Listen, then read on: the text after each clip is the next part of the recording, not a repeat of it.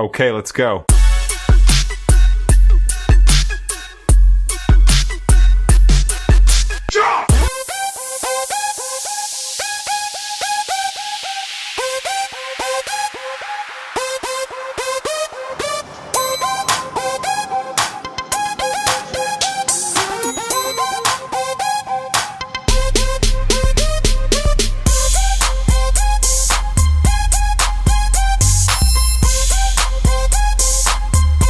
Right so সবাই enjoy করবো, ঠিক আছে?